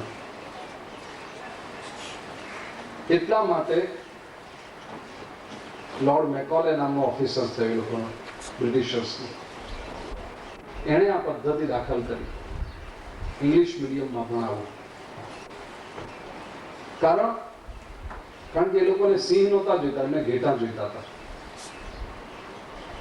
એટલે આ પદ્ધતિ દાખલ કરી કે અંગ્રેજો તો મુઠ્ઠી પર માણસો આખી દુનિયા પર રાજ કરતા હતા એ વખતે, આજથી 100-150 વર્ષ પહેલા. તો એમની આજે ત્યાં વસ્તી નથી એટલી. આપણા ગુજરાત કરતા 3જા ભાગનું એટલે બ્રિટન, વસ્તીમાં અને વિસ્તારમાં બંને રીતે. તો આટલા મોટા મોટા દેશો પર રાજ્ય ચલાવે કેવી રીતે? આફ્રિકા અને ઇન્ડિયા અને ત્યાં અમેરિકા અને બધી જ જગ્યાએ મુઠ્ઠી પર અફસરો આવે ત્યાંના ગોરાઓ, અને બાકી બધા અહીંયાના જ માણસો જોઈએ. તો આ ઇંગ્લિશ મીડિયમની પદ્ધતિ દાખલ કરી,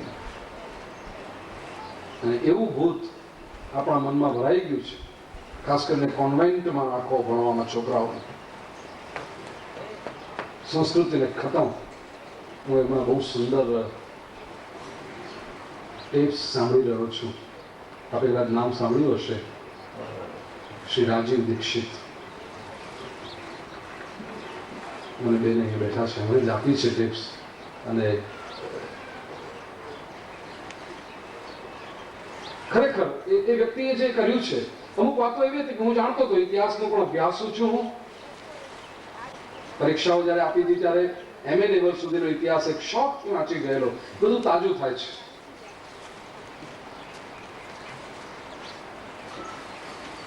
મેકોલે કારકુનો ઉભા કરવા માટે આ પદ્ધતિ દાખલ કરી હતી કે અંગ્રેજી મીડિયમમાં જો આ કરવામાં આવે તો આ લોકો શરીરથી ભારતીય હશે, પણ વિચારોથી પાશ્ચાત્ય હશે. એટલે ભારતીય સંસ્કૃતિને ભૂલશે, મૂળ ભૂલી જશે પોતાના. એટલે આપણા માટે બહુ સરસ હાથા તરીકે કામ આવશે આ લોકો બધા. અને એ વાત હજી આજ સુધી ચાલુ રહી છે. અને બહુ સરસ વાત જાણવા મળી. આપણે જે કોન્વેન્ટ આપણે ગૌરવ લઈએ, અમારો એક છોકરો કે અમારી દીકરી કોન્વેન્ટમાં ભણે છે. તમને ખબર છે આ કોન્વેન્ટ એટલે શું? 300, 350, 400 વર્ષ પહેલા યુરોપની અંદર આપણે જેવી આમ પારિવારિક ભાવના છે ને કે આપણું બાળક આપણે લાડ કરીએ, પ્રેમ કરીએ, વાત્સલ્ય આપીએ, એવું નહોતું. પશુ જેવું જીવન આ લોકો જીવતા હતા. કારણ કે ગરીબી બહુ હતી, ભૂખમરો બહુ હતો યુરોપમાં. ઇન્ડસ્ટ્રીયલ રિવોલ્યુશન આવ્યું પછી ત્યાં આગળ સંપત્તિ થઈ. અને આપણા દેશમાંથી, આખી વિશ્વમાંથી, આફ્રિકામાંથી, ભારતમાંથી, બાંગ્લાદેશમાંથી અને બ્રહ્મદેશમાંથી આ બધેથી સંપત્તિઓ લોકો લઈ ગયા. ઓસ્ટ્રેલિયામાંથી, વિશ્વભરમાંથી સંપત્તિ લૂંટીને ભેગી કરી તે છે અત્યારે. પણ એ વખતે કે સંપત્તિ નહીં, ભૂખમરો, ખેતીવાડી નહીં, કુદરતી સંપત્તિ નહીં, આપણા જેવી વનસ્પતિઓ હોય કે ખેતર, ફળદ્રુપ જમીનો, કશું જ નહીં. પારિવારિક ભાવના નથી. એટલે પુરુષ અને સ્ત્રી લગ્ન જેવું પણ કઈ બહુ ગંભીર એ નહીં, સાથે રહે અને બાળકો થાય તો બાળકને મોટું કોણ કરે? જવાબદારી થઈ જાય. એટલે આ લોકો પોતે જે બાળકોને જન્મ આપે એને ગમે ત્યાં જઈને મૂકી આવે, ગમે ત્યાં ખુલ્લામાં, કાં તો કોઈ ચર્ચના આગળ જઈને મૂકી આવે, બેન્ચ પાસે, કેવી રીતે જઈને મૂકી આવે. હવે આવા જે અનાથ બાળકો બધા થાય એને શું કરવાનું? એટલે રાજાઓએ ડોનેશનો આપીને બધી આ કોન્વેન્ટ સ્કૂલો શરૂ કરી. કોન્વેન્ટ એટલે સાદી ભાષામાં કહું તો અનાથ આશ્રમ, કે જે માતા પિતા પોતાના બાળકોને આવી રીતે તરછોડી દે છે, એ બાળકોને મરી જતા અટકાવી અને જે કંઈ ખાવાનું ટાઈમ, દિવસમાં 2 ટાઈમ આપીને જે કંઈ થોડું અક્ષર જ્ઞાન અપાય તે આપવું અને સાચવવા, આના માટે કોન્વેન્ટ આખી પદ્ધતિ શરૂ થઈ. પછી એ લોકોનો ઉપયોગ શું છે કે એ બધાને કોન્વેન્ટમાં ભણાવીને એકદમ ક્રિશ્ચિયાનિટીના વિચારો આપી, મિશનરીઝે બનાવી દેવા અને પછી ચર્ચોની સ્થાપના કરીને ત્યાં ક્યાંક ગોઠવી દેવાના એમને. દુનિયાભરમાં આટલા બધા હતા પછી લોકોને ફાધર બનાવી મોકલી આપે, જાઓ તમે ક્રિશ્ચિયાનિટીનો પ્રચાર કરો. પણ મૂળે વાત એ કે જેના માતા પિતા તરછોડી દે બાળકોને, એ બાળકોને સાચવવાના અનાથ આશ્રમો એટલે કોન્વેન્ટ સ્કૂલો. અને આજે આપણે જુઓ આપણા બાળકોને આમ ગૌરવથી ઊંચા ડોનેશન આપીને અમારો બાબો, અમારી બેબી કોન્વેન્ટમાં ભણે. અરે મા બાપ છો તમે, શું કામ અનાથ આશ્રમો મોકલો છો? ને આગળ વિચાર કરતા મને એમ લાગ્યું કે એ તો અનાથો હતા બાળકો, એને મોકલતા હતા, અને આપણે અહીંયા આગળ કોન્વેન્ટમાં મોકલીને બાળકોને અનાથ બનાવી દઈએ છીએ. માં સંસ્કૃતિથી વિખૂટા પાડી, પરિવારથી વિખૂટા પાડી બનાવી દઈએ છીએ. કોઈ તેજ ન દેખાય મોઢા ઉપર. આ સંસ્કૃતિ, આ શિક્ષણ આપીએ છીએ. ચહેરે મોરે લાગે કે આપણા જેવી આંખો, કે આપણા જેવું નાક ને આપણા જેવો નકશો છે. બાકી વિચારોમાં તો કેટલા ભિન્ન. મા બાપ કંઈક વિચારતા હોય અને આ કોન્વેન્ટ ઇંગ્લિશ મીડિયમ ભણી અને છોકરું કંઈક વિચારતું હોય.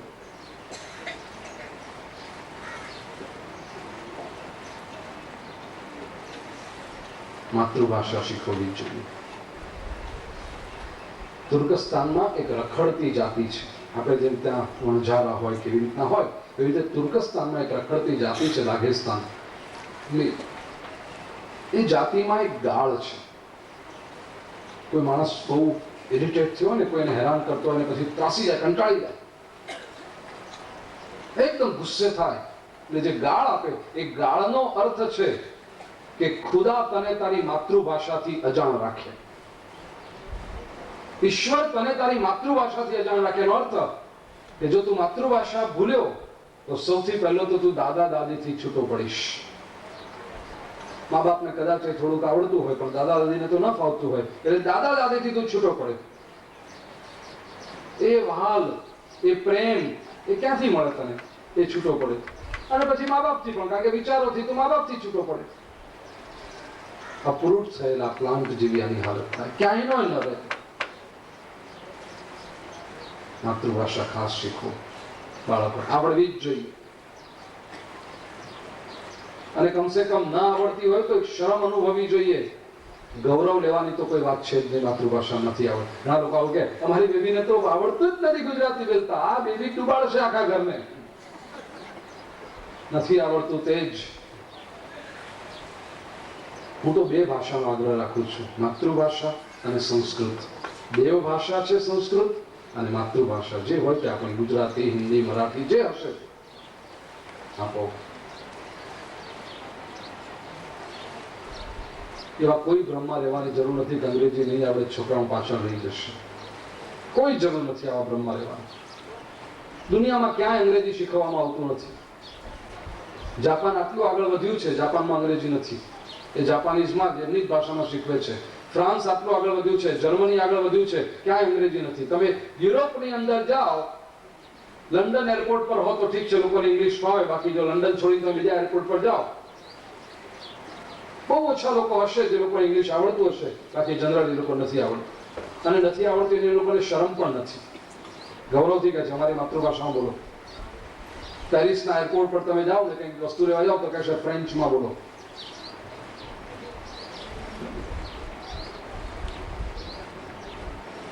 અનુભવથી કહું છું.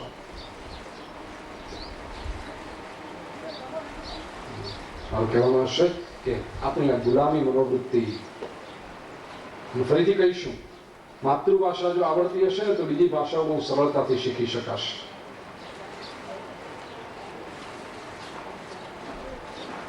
હું પોતે ગુજરાતી મીડિયમમાં ભણ્યો છું અને આજે ગુજરાતી અને હિન્દીમાં તો કથા કરું જ છું, ઇંગ્લિશમાં પણ પ્રવચનો કરું છું. વિશ્વભરની અંદર, યુરોપમાં જઈને ત્યાંના લોકોની સામે, અમેરિકામાં જઈને અમેરિકનોની સામે, ત્યાંની રોટરી ક્લબમાં 5-6 ક્લબો ભેગી થઈ અને પ્રવચન રાખે. અને એમાં જે હોય 15-20% આપણા ભારતીયો, બાકી 80% અમેરિકનો હોય. એની આગળ અંગ્રેજીમાં પ્રવચન કરું છું. મને કોઈ તકલીફ નથી પડતી. અને હું કહી દઉં કે 10મા ધોરણ સુધી મને ઇંગ્લિશ બોલતા નહોતું આવડતું, કારણ કે હું ગુજરાતી મીડિયમમાં ભણ્યો હતો. પ્રવચન કરું તો ત્યાંના લોકોને એમ લાગે છે કે તમે ગુજરાતી મીડિયમમાં ભણો? હું હા ભાઈ, ગુજરાતી મીડિયમમાં ભણો. કહે છે કે અમે આટલા વર્ષોથી છીએ, એના કરતાં સારું ઇંગ્લિશ તમે બોલો છો. હું કહું ભગવાનની કૃપા છે, પ્રભુને વિચારો આપવા છે. મારો કહેવાનો આશય શું છે? મારો કહેવાનો આશય એ છે, હું જે કહેવા માંગુ છું કે માતૃભાષા જો હશે તો બીજી ભાષા બહુ સરળતાથી શીખી શકાશે. આવડશે જ જો પ્રયત્ન કરશો. ભાષા આપને આપ બોલને લગતી है आपके साथ. અને મને બહુ ગંભીરતાથી હું માનું છું કે ન કરે નારાયણ, કદાચ મારા માતા પિતાને એવી અવળી મતી સૂજી હોત ને મને ઇંગ્લિશમાં મૂક્યો હોત ને તો આજે હું જે છું એ હું ન હોત. હું આજે જે કંઈ છું એને લીધે છું કારણ કે હું માતૃભાષામાં ભણ્યો છું. હું ગુજરાતી મીડિયમમાં ભણ્યો છું. વિષયાંતર આવશ્યક હતું, મહત્વનું હતું, માટે કર્યું છે. જરૂરી છે તેથી કર્યું છે. શુક્રદેવજી કહે છે કે પસ્તાવો એ મનુષ્યને પવિત્ર કરનારી છે. પસ્તાવાના આંસુમાં મનુષ્યના પાપ ધોવાઈ જાય છે. પરીક્ષિતે પૂછ્યું બીજો કોઈ ઉપાય?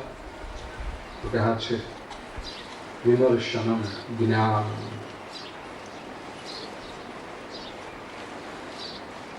પરમાત્મા કૃપાળુ છે, અનુગ્રહ એટલો તો કરે જ છે જીવ માત્ર ઉપર કે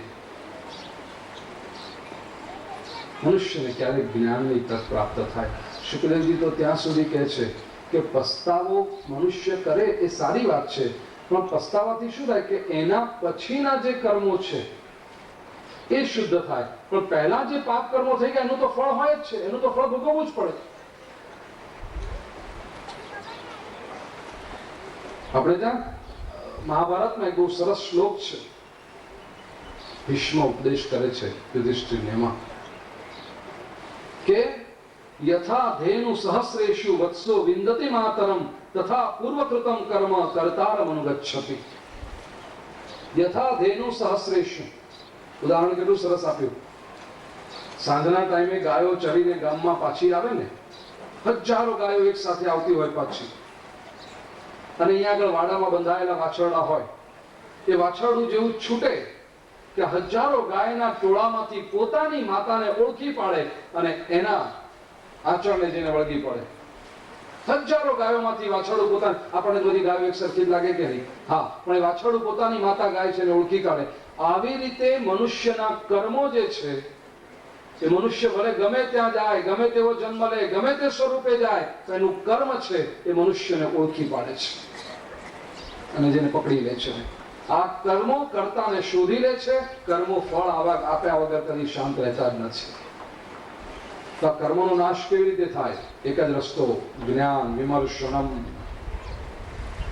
અને ઈશ્વર એટલો તો કૃપાળુ છે કે પ્રત્યેકના જીવનમાં ક્યારેક ને ક્યારેક જ્ઞાન માટેની તક ઊભી કરે છે.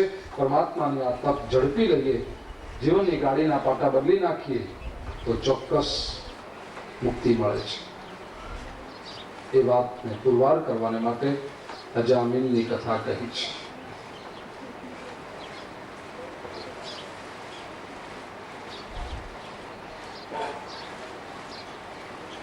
અજામિલની કથા આમ જુઓ તો બહુ પવિત્ર છે, બહુ પ્રસિદ્ધ છે, પણ જેટલી પ્રસિદ્ધ છે ને એટલી જ મિસઅન્ડરસ્ટુડ છે. એટલી જ અજામિલ વિશે સમાજમાં ગેરસમજણો ફેલાઈ રહી છે.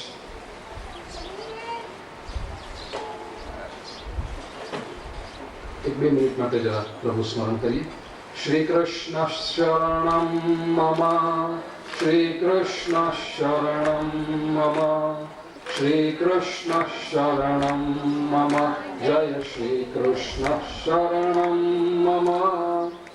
થોડા થોડા આગળ આવી જઈએ, પાછળ બિલકુલ જગ્યા નથી. શ્રી કૃષ્ણ શરણમ મમ, આ બાજુ પણ ખાસ આવે. શરણમ મમ, જય શ્રી કૃષ્ણ શરણમ મમ, શ્રી કૃષ્ણ શરણમ મમ, શ્રી કૃષ્ણ શરણમ મમ, શ્રી કૃષ્ણ શરણમ મમ, જય શ્રી કૃષ્ણ શરણમ મમ.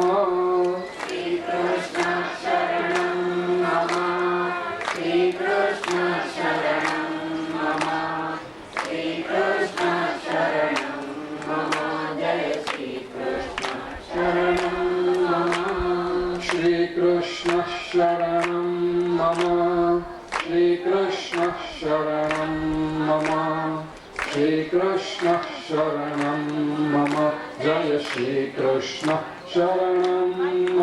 શ્રી કૃષ્ણ શરણમ મમ, શ્રી કૃષ્ણ શરણમ મમ, શ્રી કૃષ્ણ શરણમ મમ, જય શ્રી કૃષ્ણ શરણમ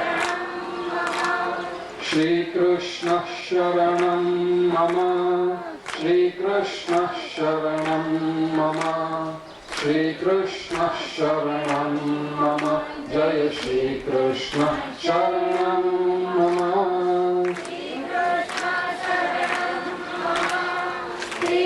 શ્રી કૃષ્ણ શરણમ મમ, શ્રી કૃષ્ણ શરણમ મમ, શ્રી કૃષ્ણ શરણમ મમ, જય શ્રી કૃષ્ણ શરણમ મમ.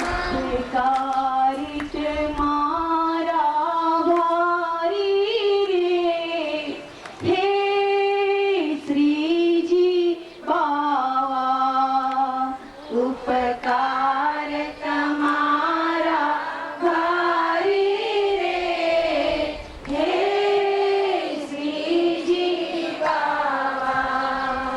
મને ચરણ કમલ મારા ખોરે, હે શ્રીજી બાવા. મને ચરણ કમળ મારા ખોરે, હે શ્રીજી બાવા. દર્શન દેજો વારી રે, હે શ્રીજી બાવા. દર્શન દેજો વારી રે, હે શ્રીજી બાવા. તમે જતી પુરાના વાસી, મેવાડને કીધું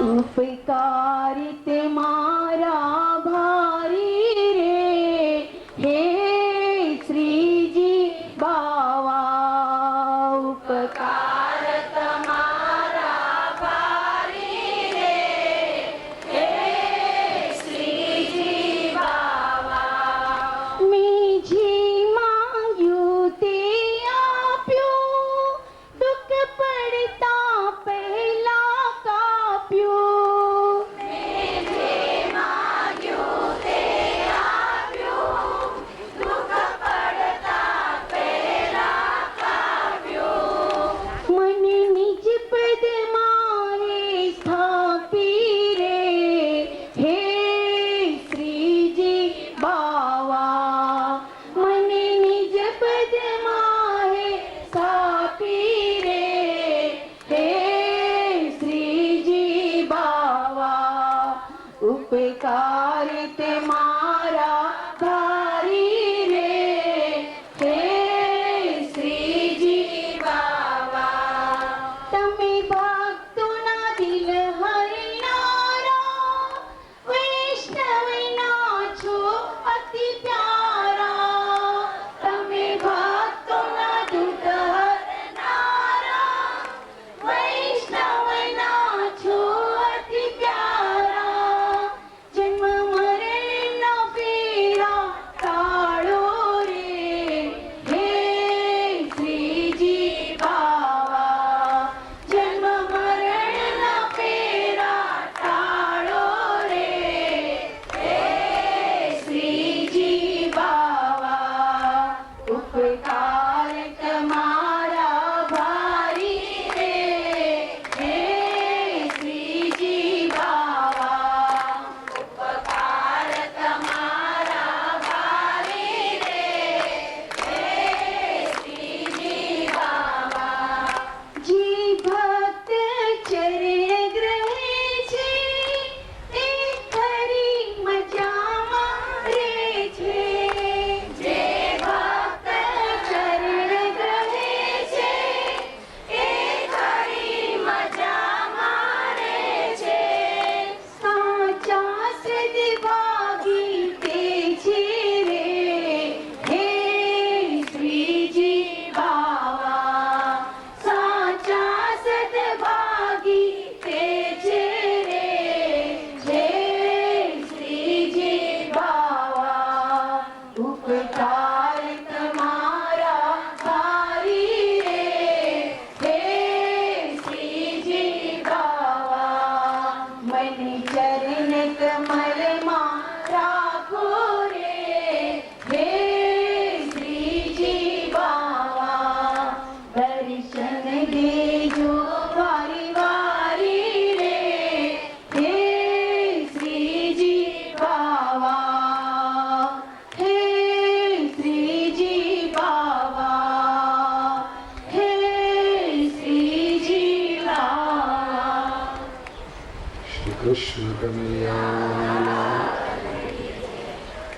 અત્ર ચોદાહરન્તિ મમ ઇતિહાસં પુરાતનમ દૂતાનાં વિષ્ણુયમયો સંવાદસ્તં નિબોધ મે કાન્યકુબ્જે દ્વિજઃ કશ્ચિદ દાસીપતિરજામિલઃ નામ્ના નષ્ટ સદાચારો દાસ્યા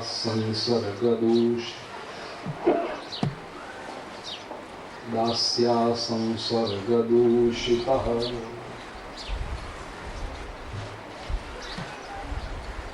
શુકદેવજી વર્ણન કરે છે રાજન પરીક્ષિત કાન્યકુબ્જ દેશમાં એક બ્રાહ્મણ હતો એનું નામ અજામિલ અજા એટલે માયા મિલ મળેલો માયામાં મળેલો તે અજામિલ છે એ કેવો હતો મૂળ તો દ્વિજ બ્રાહ્મણ હતો પણ દાસીપતિ રજામિલઃ એને સંસર્ગમાં આવી જઈને અત્યંત હીન જાતની સ્ત્રી સાથે લગ્ન કર્યા હતા એણે. બે વિશેષણ એના માટે વાપર્યા છે. નષ્ટ સદાચારો અને દાસ્યાહ સંસર્ગ દૂષિતા. અજામીનના સદાચારો નષ્ટ થઈ ગયા. તેનો અર્થ કે પહેલા સદાચારી હતો અને પછી નષ્ટ થયા. અને બીજું કે કેવી રીતે નષ્ટ થયા? તો સંસર્ગ દૂષિતા, સંગ દોષ લાગ્યો એને. આ બહુ જ ટૂંકમાં વાત કરી છે. શ્રીમદ ભાગવતમાં પણ આપણને ઘણી બધી વાતો ખબર પડે કે શરૂઆતમાં બહુ પવિત્ર બ્રાહ્મણ હશે આ, પણ સંસર્ગથી ખોટા માર્ગે ગયો, સંગ દોષ લાગ્યો અને એના સદાચારો બધા નષ્ટ થયા. બસ પછી તો ખોટા જ કર્મો કરતો રહ્યો. જીવનની અંતિમ ક્ષણોમાં જયારે આવ્યો 88 વર્ષની ઉંમરે, યમદૂતો એને લેવા આવ્યા. અજામીલ એકદમ ગભરાઈ ગયો. યમદૂતોને સામે ઉભેલા જોઈને નારાયણ નારાયણ કરીને બૂમ પાડી. ત્યાં વિષ્ણુદૂતો આવી ગયા. વિષ્ણુદૂતોએ યમદૂતોને અટકાવ્યા કે આને તમે ન લઈ જાઓ. કેમ? તો કે આણે નારાયણનું સ્મરણ કર્યું છે. અમે વિષ્ણુદૂતો છીએ, અમે એને નહીં જ લઈ જવા દઈએ. યમદૂતો કે છે નારાયણ નારાયણ બોલ્યો છે ખરું, પણ નારાયણ ભગવાનનું નામ નથી બોલ્યો. આ નારાયણ એના દીકરાનું નામ બોલે છે. આ સૌથી નાના દીકરાનું નામ છે નારાયણ. વિષ્ણુદૂતો કે છે એનો કોઈ વાંધો નથી. અજાણતા પણ ગોળ મોઢામાં મુકાઈ જાય તો ગળ્યો લાગે કે નહીં? અજાણતા ઝેર પીવાઈ જાય તો એ પોતાની ખોટી અસર બતાવે કે નહીં? બતાવે. તો એમ કહી શકે કે મારાથી ભૂલથી ઝેર પીવાઈ ગયું એટલે કાંઈ વાંધો નહીં. એ અસર બતાવે. જો ભૂલથી ઝેર પીવાઈ જાય ને પોતાની અસર બતાવે, તો ભૂલથી પરમાત્માનું નામ લેવાઈ જાય તો એ પોતાની અસર ન બતાવે. હરિનામ તો અમૃત સમાન છે. એ તો પોતાની અસર બતાવે જ. વિષ્ણુ તો કહે છે કે મેં લઈ જવા દઈએ અને 12 વર્ષનું આયુષ્ય બાકી છે. 12 વર્ષ પછી એને જે કર્મો હોય એ પ્રમાણે તમારે લઈ જવું હોય તો લઈ જજો. અજામીલે યમદૂતો અને વિષ્ણુદૂતો વચ્ચેનો આ સંવાદ સાંભળ્યો છે. ઇત્યુક્તે યમદૂતૈસ્તે વાસુદેવોક્તકારિણઃ તાન પ્રત્યુચુ પ્રરસ્યેદમ મેઘ નિર્હાદયા ગયા. આ યમદૂતો અને વિષ્ણુદૂતો વચ્ચેનો સંવાદ અજામીલે સાંભળ્યો. એવંતે ભગવદ્દૂતા યમદૂતાભિભાષિતમ ઉપધાર્યા થતાં રાજન પ્રત્યાહોર્ણય કોવિદઃ. અને અજામીલે વિચાર કર્યો, મારી પાસે 12 વર્ષ છે. આ 12 વર્ષમાં એને સત પ્રવૃત્તિ કરી, પરમાત્માની ભક્તિ કરી. 12 વર્ષનો સમય એટલે આમ જુઓ તો એક તપ કહેવાય. અજામીલે એ તપ કર્યું અને એ તપના પરિણામે એને મુક્તિ મળી છે. વૈકુંઠમાં ગયો. આખી આગળ પાછળનું જે સત્વ છે તે આપણે કન્વિનિયન્ટલી ભૂલી જઈએ અને અજામીલની કથા લોકોમાં એક જ ચર્ચા થાય. અજામીલ બહુ સારો, આખી જિંદગી ગમે તેમ જીવ્યો અને મળતી વખતે નારાયણ નારાયણ બોલ્યો, વૈકુંઠ મળી ગયું. પછી આપણને પણ થાય કે આપણે પણ આખી જિંદગી શું કામ ભક્તિ કરીએ? એના કરતા મળતી વખતે ભગવાનનું નામ લઈ લઈશું એટલે મુક્તિ મળી જશે. અને આપણે ન લઈએ તો આપણને ઉંચકી જનારા તો લેવાના જ છે. એમનો કઈ છૂટકો છે? મોત સમયે આ જીવનનો સાર એક સમજાય છે. પાપી પણ પાવન બને એવા અનુભવ થાય છે. નામ જેવો એ જીવનભર લીધું નહોતું રામનું, એમને ઉંચકી જનારા રામ રામ કહેતા જાય છે. તો થવાનું છે. કોઈ કે વળી થોડો વધારે અભ્યાસ કર્યો તો ગીતાના શ્લોક કોટ કરીને કે, ગીતામાં પણ ભગવાન કહે છે અંતકાલે ચ મામેવ સ્મરન મુક્ત્વા કલેવરમ. અંતકાળે જો મારું સ્મરણ કરીને દેહ મૂકે તો એ મને પામે છે, મારા ધામમાં પહોંચે છે. વાત પતી ગઈ. ભાગવતજીમાં અજામીલે, ગીતામાં કૃષ્ણના પોતાના શબ્દો. આનાથી વધારે હવે સાબિતી જોઈએ શું? મૂકો બધી ભક્તિ ઊંચી, ડબ્બામાં બંધ કરીને ભરાઈ પર મળતી વખતે નારાયણ નારાયણ બોલી લઈશું. ખરેખર કેટલાક લોકો મૂક્યા ડબ્બામાં બંધ કરીને ભરાઈ પર મળતી વખતે બોલી લઈશું નારાયણ નારાયણ. ન ચાલે. આ ભક્તિ એ પાર્ટ ટાઈમ બિઝનેસ નથી. ભક્તિ એ સતત કરવાની પ્રક્રિયા છે.